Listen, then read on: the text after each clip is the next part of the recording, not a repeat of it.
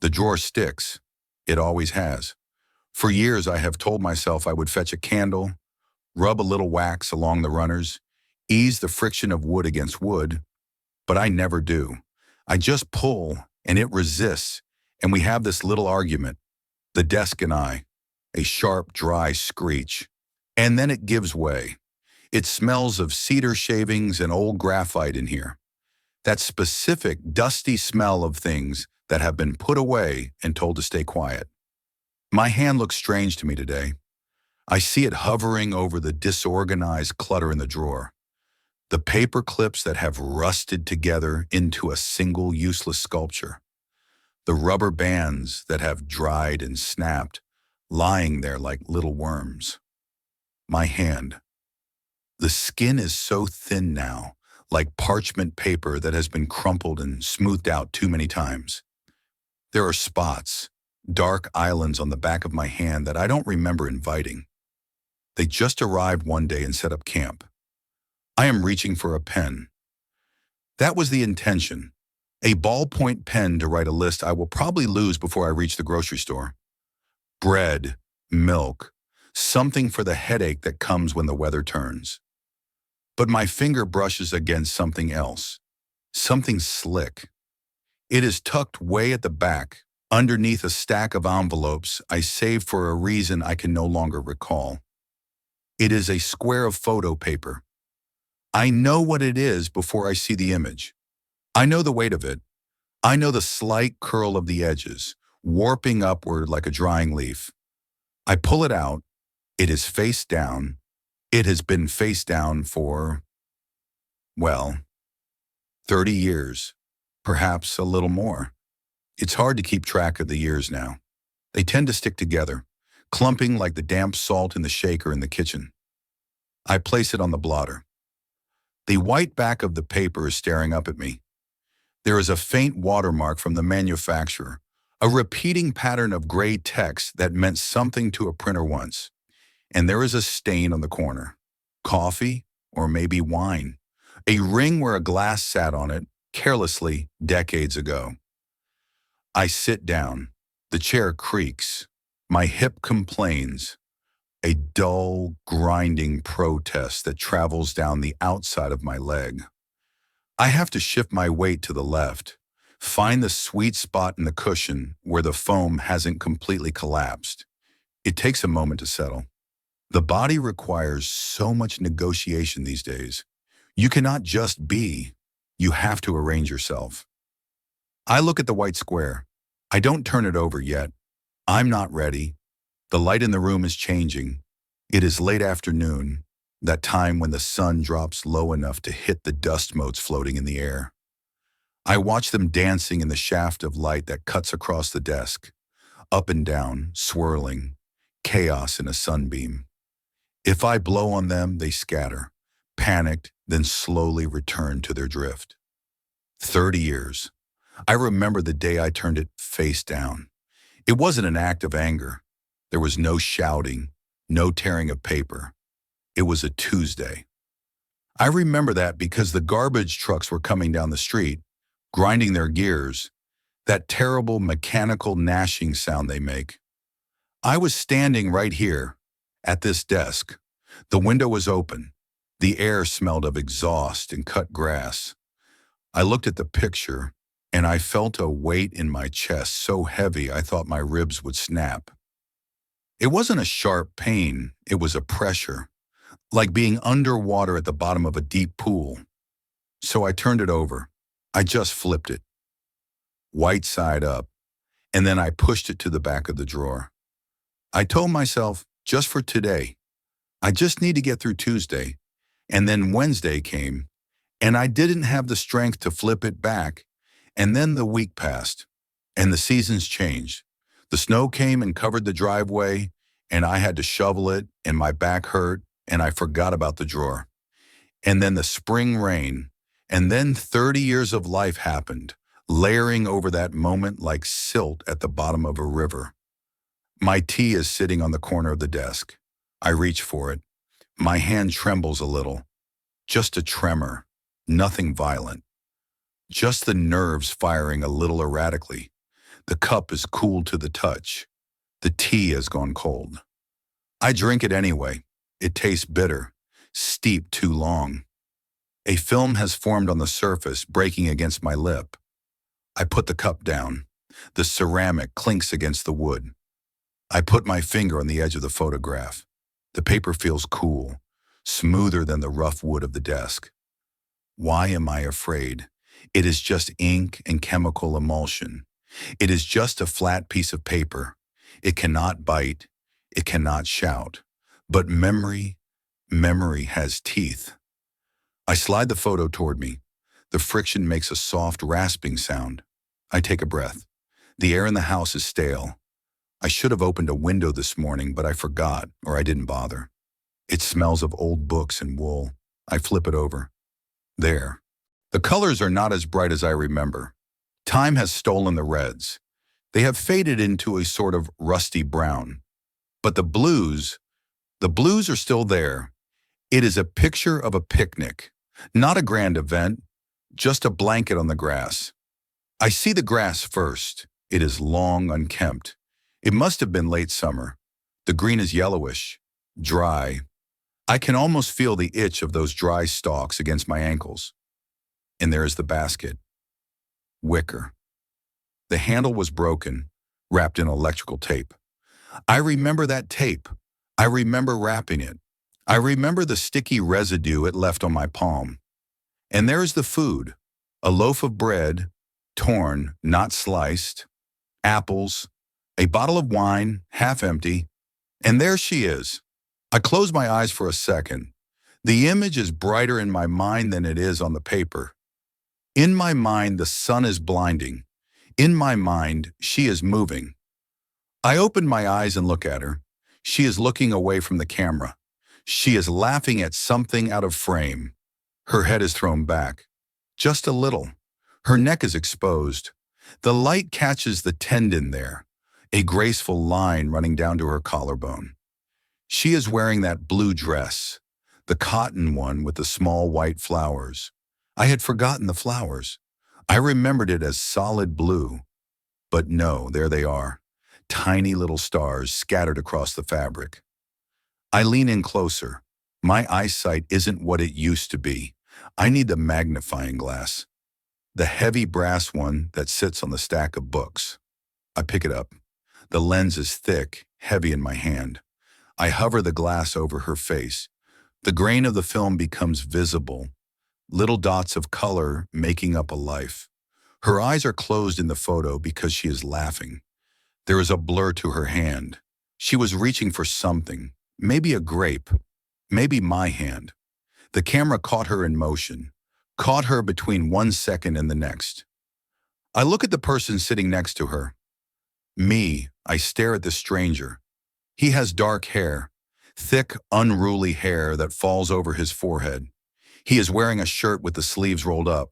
His forearms look strong. The skin is smooth. No spots.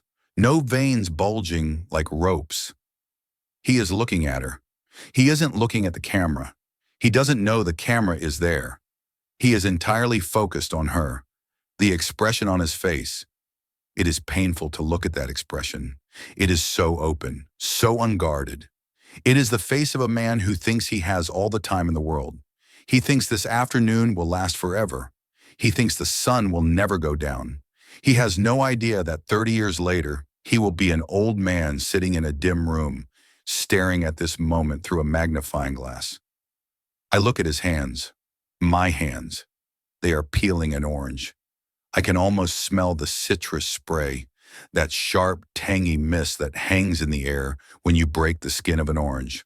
I remember that. I remember the sticky juice running down my thumb. I lower the magnifying glass. My arm is tired. I sit back in the chair. The leather sighs. The silence in the room feels different now. Before, it was just an empty house. Now the silence is crowded. It is crowded with the sound of that laughter, the wind in the trees that day, the hum of insects in the tall grass. I remember the heat. It was humid. My shirt was sticking to my back. We had walked for miles to find that spot, a clearing near the river. We could hear the water moving, a low, constant rushing sound over the rocks. We talked about nothing. That's the thing about the important days. You rarely talk about important things. We didn't discuss the future. We didn't discuss the meaning of life. We talked about the wine. We talked about a dog we had seen earlier on the trail. We talked about the clouds, trying to find shapes in them like children. I remember she said a cloud looked like a ship. I said it looked like an anvil. She laughed at me. She said I was too practical. An anvil, she said. Who sees an anvil in the sky? I look at the photo again. I can see the shadow of the photographer. It stretches across the bottom of the frame, long and distorted. It was my brother who took the picture. He had come along, tagging behind us with his new camera, annoying us, making us pose. Look at each other, he had shouted. But we didn't need to be told. I run my thumb over her face in the picture. The paper is glossy, cold. It offers no warmth. It is a poor substitute for skin. Why did I hide this? Because of the eyes, not hers. Mine. The eyes of the young man in the photo. I couldn't bear to look at him. I couldn't bear to see how much hope he had. After she was gone, after the sickness, the hospital, the quiet funeral where it rained and the mud sucked at our shoes. After all that, looking at this picture felt like an accusation. You didn't know, the picture said. You were happy and you didn't know it was ending. It felt foolish. To be so happy seemed like a kind of negligence. How could I sit there peeling an orange, laughing, when the clock was already ticking down? So I turned it over. I put it in the drawer. I tried to live in the world without the reminder of what the world used to be. And I did live. I went to work. I bought groceries. I fixed the roof when it leaked. I paid my taxes. I grew older. My hair turned gray and then white. My steps shortened. The world sped up, grew louder, brighter, more confusing. And I stayed here, in this house, moving slowly through the rooms, gathering dust. I look out the window. The sun has dipped below the horizon now. The sky is a bruised purple, fading to black. The streetlights have flickered on, casting long orange pools on the pavement. A car drives by, the tires hissing on the asphalt. I am alone here, but looking at the photo, I feel a strange sense of, not peace exactly, but something softer than grief. I look at the young man again. I don't feel angry at him anymore. I don't feel like he was a fool. I feel sorry for him, yes, but I also envy him. He had that day. He had that hour in the tall grass. He had the smell of the orange and the sound of her laugh. That counts for something, doesn't it? Even if it ended, even if it was taken away. The fact that it happened, that must matter. I pick up the photo. I hold it by the edges, carefully as if it were made of glass. I look around the desk for a place to put it. There is a small frame near the lamp. It holds a picture of a dog I had years ago. A good dog. Buster. He's been gone a long time, too. I open the back of the frame. The little metal tabs are stiff. I have to use the edge of the letter opener to pry them up. My fingers are clumsy. I drop the backing board. It clatters onto the desk. I take the picture of the dog out. I set it aside gently. I place the picture of the picnic against the glass. It fits perfectly. It is a standard size. I put the backing board on. I push the metal tabs down. 1, 2, 3, 4. I turn the frame over and set it on the desk under the lamp. I reach out and switch the lamp on. The light floods the image. The yellow bulb warms the colors. The rusty red looks a little more like true red. The blue flowers on her dress seem to vibrate. It changes the room. The room was just a collection of old furniture and shadows. Now it has a window into the past. I sit and watch it. My tea is completely cold now, nasty and stagnant. I should take it to the kitchen. I should wash the cup. I should think about dinner. I have a tin of soup in the cupboard. Tomato, I think. Or maybe vegetable. But I don't move yet. I just sit here, breathing, in and out, the rhythm of an old engine idling. I watch the two people in the frame. They are stuck there. They will never finish that bottle of wine. They will never eat the bread. The sun will never set for them. She will never get sick. He will never get old. They are safe. And I am here. I feel a draft coming from the window. The sash must be loose. I can feel the cold air on my knuckles. I rub my hands together. The skin sounds like dry leaves rustling. I wonder what she would say if she could see me now. She would probably tell me to fix the drawer. She would say, "It's just a little wax. Why do you struggle with it every day?" And she would be right. I smile. It feels strange on my face. A small, tight stretching of the muscles. I haven't thought about her voice in a long time. Not the sound of it, really. I've thought about the idea of her, the absence of her, but not the specific timbre of her voice. It was low, a little scratchy in the mornings. "Coffee," she would say, just that one word, a command and a plea. I look at the photo. "Hello," I whisper. The word hangs in the silence. The house absorbs it. The walls, the books, the curtains. They drink up the sound. I don't feel the crushing weight I expected. I don't feel the need to turn it face down. Maybe 30 years was enough. Maybe the sharp edges have finally worn down. Like a stone in a river. At first it cuts you, but if you leave it there long enough, the water rushes over it year after year until it becomes smooth. You can hold it in your hand and it feels pleasant. That is what this memory is now, a smooth stone. I can hold it. I lean back. The chair groans again. I look at the drawer, the one that sticks. Maybe tomorrow I will find a candle. I have some in the kitchen, in the emergency box under the sink. White candles. I could take one, rub the wax along the wooden runners. It wouldn't take long, 5 minutes, and then the drawer would slide. It would open and close without a sound. It seems like a small thing, but my life is made of small things now. I look at the photo one more time. The light from the lamp reflects off the glass, creating a glare on the corner. I shift the frame slightly, just an inch, until the glare is gone and I can see them clearly again. The young man is peeling the orange. He's about to hand a segment to her. I remember the taste of that orange. It was sweet, almost too sweet. I can taste it now, on the back of my tongue, a ghost flavor. I rest my hands on the desk.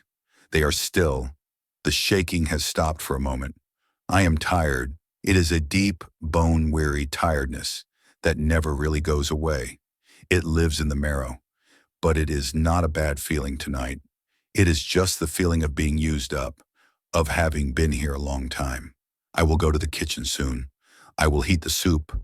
I will listen to the radio, the news, the weather report. They will say it is going to rain tomorrow. My knee already knows that.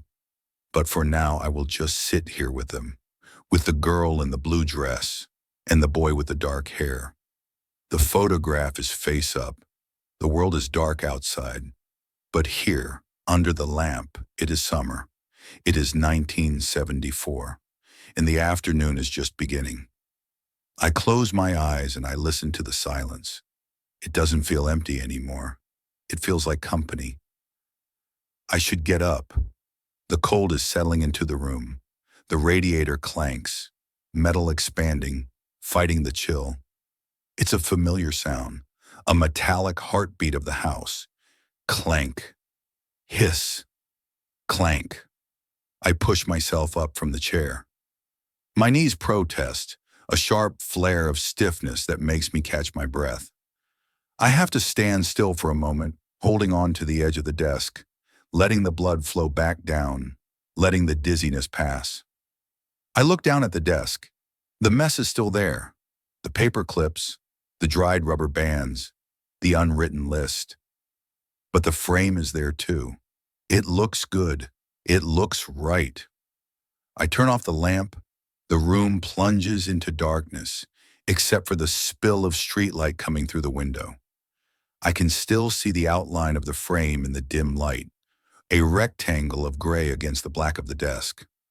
I walk slowly toward the door. My slippers shuffle on the carpet. Shh, shh, shh. I pause at the doorway. I look back. I can't see their faces in the dark, but I know they are there. Good night, I say. I don't wait for an answer. There is no answer, only the hum of the refrigerator from the kitchen down the hall. I walk into the hallway. The floorboards creak under the rug. I know every squeak. I know which boards to step on and which to avoid if I want silence. But tonight, I don't mind the noise. I am thinking about the orange. I am thinking about the wax for the drawer. I am thinking that tomorrow, if it rains, I might just sit in the chair and look at the picture again. I might remember the name of the dog we saw on the trail that day. It's on the tip of my tongue. A brown dog. A spaniel? No, a terrier. It will come to me. Everything comes back eventually, if you wait long enough, if you stay quiet enough. I reach the kitchen. I pull the string for the overhead light. It buzzes and flickers on, a harsh, fluorescent glare that hums. It makes the linoleum look yellow and tired. I take the tin of soup from the cupboard. I open the drawer, the silverware drawer. It slides easily, smooth. I take out a spoon. I stand there, holding the cold metal spoon, staring at the reflection of my own distorted face in the bowl of it. Old, distorted. But the man in the other room, the man in the frame, he is still young. He is still peeling that orange, and she is still laughing. That is enough. For tonight, that is enough.